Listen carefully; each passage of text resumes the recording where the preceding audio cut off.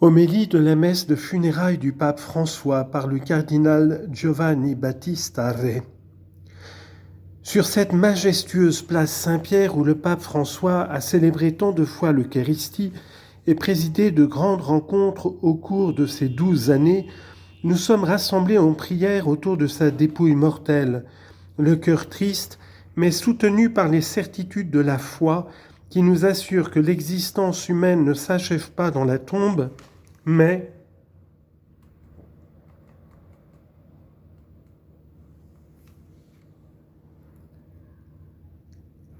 dans la maison du Père, dans une vie de bonheur qui ne connaîtra pas de crépuscule. Au nom du Collège des cardinaux, je remercie cordialement chacun d'entre vous pour votre présence. Avec une profonde émotion, j'adresse un salut respectueux et mes vifs remerciements aux chefs d'État, aux chefs de gouvernement et délégations officielles venus de nombreux pays pour exprimer leur affection, leur vénération et leur estime envers le pape qui nous a quittés. Le plébiscite des manifestations d'affection et de participation que nous avons vu ces derniers jours, après son passage de cette terre vers l'éternité, nous montre à quel point le pontificat intense du pape François a touché les esprits et les cœurs. Sa dernière image qui restera gravée dans nos yeux et dans nos cœurs est celle de ce dimanche dernier, jour de la solennité de Pâques, lorsque le pape François, malgré ses graves problèmes de santé, a voulu nous donner la bénédiction depuis le balcon de la basilique Saint-Pierre, puis est descendu sur cette place pour saluer depuis la Papa mobile, découverte toute la foule venue assister à la messe de Pâques. Par notre prière, nous voulons maintenant confier l'âme du bien-aimé pontife à Dieu, afin qu'il lui accorde la félicité éternelle dans l'horizon lumineux et glorieux de son immense amour. La page de l'Évangile où résonne la voix même du Christ interpellant le premier des apôtres nous éclaire et nous guide. « Pierre, m'aimes-tu plus que ceci ?» Et la réponse de Pierre fut immédiate et sincère. « Seigneur, tu sais tout, tu sais que je t'aime. » Et Jésus lui confia la grande mission « Paix mes brebis ». Ce sera là la tâche constante de Pierre et de ses successeurs, un service d'amour à la suite du Maître et Seigneur Jésus-Christ, qui n'est pas venu pour être servi, mais pour servir et donner sa vie en rançon pour la multitude. Malgré sa fragilité dernière et sa souffrance, le pape François a choisi de suivre cette voie du don jusqu'au dernier jour de sa vie terrestre. Il a suivi les traces de son Seigneur, le bon berger, qui a aimé ses brebis jusqu'à donner sa vie pour elles. Et il l'a fait avec force et sérénité, proche de son troupeau, l'Église de Dieu, en se souvenant de la phrase de Jésus-Christ citée par l'apôtre Paul, « Il y a plus de bonheur à donner qu'à recevoir ». Lorsque le cardinal Bergoglio a été élu le 13 mars 2013 par le conclave pour succéder au pape Benoît XVI, il avait derrière lui des années de vie religieuse en la compagnie de Jésus, et surtout il était enrichi par l'expérience de 21 ans de ministère pastoral dans l'archidiocèse de Buenos Aires, d'abord comme auxiliaire, puis comme coadjuteur, et enfin surtout comme archevêque. La décision de prendre le nom de François est immédiatement apparue comme le choix d'un programme et d'un style sur lesquels il souhaitait fonder son pontificat en cherchant à s'inspirer de l'esprit de saint François d'Assise.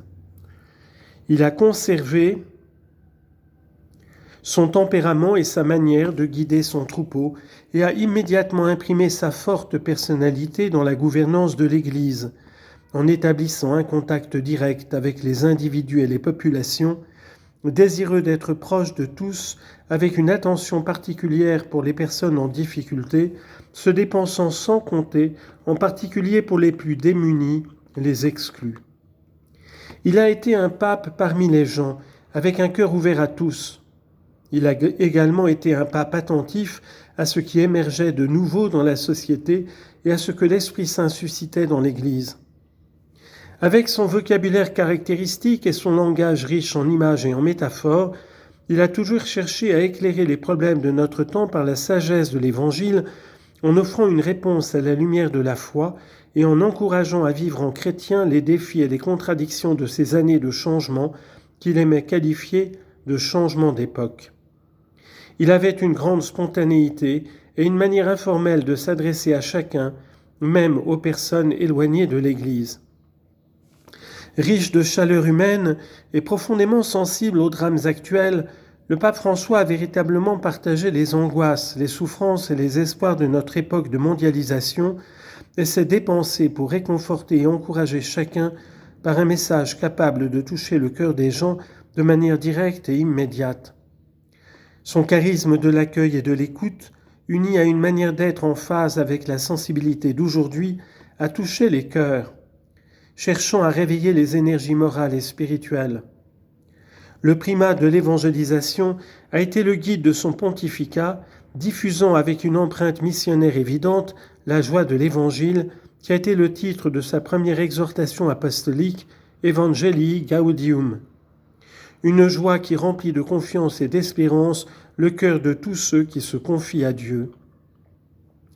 Le fil conducteur de sa mission a également été la conviction que l'Église est une maison pour tous, une maison dont les portes sont toujours ouvertes. Il a souvent utilisé l'image de l'Église comme hôpital de campagne après une bataille qui a fait de nombreux blessés. Une Église désireuse de prendre en charge avec détermination les problèmes des personnes et les grandes souffrances qui déchirent le monde contemporain. Une Église capable de se pencher sur chaque homme, au-delà de toute croyance ou condition, pour soigner ses blessures. Ses gestes et ses exhortations en faveur des réfugiés et des personnes déplacées sont innombrables.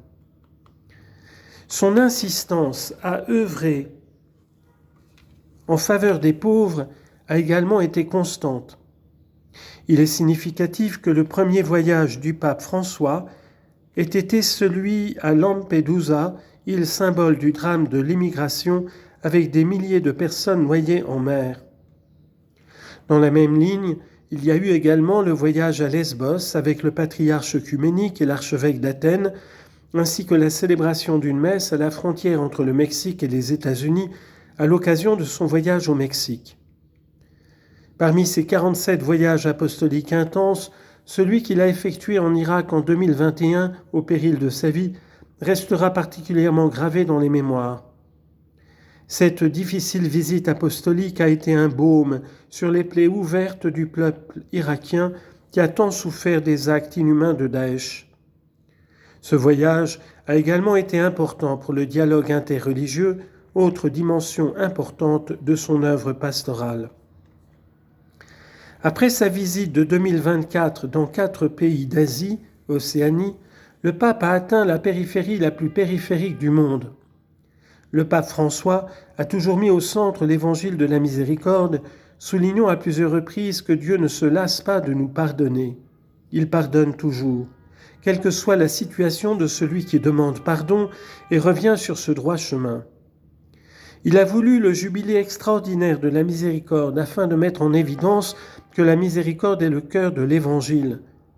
Miséricorde et joie de l'Évangile sont 2 mots-clés du pape François. En opposition à ce qu'il a défini comme la culture du déchet, il a parlé de la culture de la rencontre et de la solidarité. Le thème de la fraternité a traversé tout son pontificat avec des accents vibrants. Dans la lettre encyclique Fratelli Tutti, il a voulu faire renaître une aspiration mondiale à la fraternité, car nous sommes tous enfants du même Père qui est aux cieux.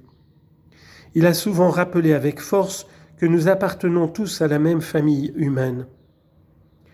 En 2019, lors de son voyage aux Émirats arabes unis, le pape François a signé un document sur la fraternité humaine pour la paix mondiale et la coexistence commune, rappelant la paternité commune de Dieu. S'adressant aux hommes et aux femmes du monde entier, la lettre encyclique Laudato Si a attiré l'attention sur les devoirs et la corresponsabilité envers notre maison commune. Personne ne peut se sauver seul.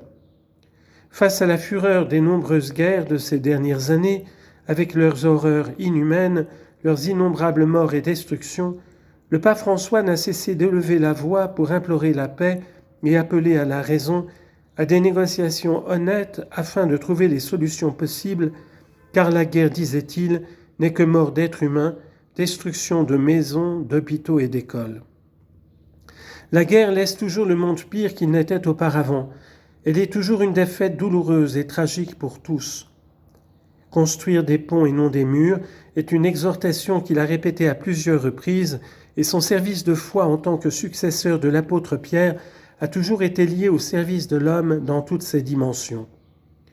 En union spirituelle avec toute la chrétienté, nous sommes nombreux ici à prier pour le pape François, afin que Dieu l'accueille dans l'immensité de son amour. Le pape François avait l'habitude de conclure ses discours et ses rencontres en disant « N'oubliez pas de prier pour moi ».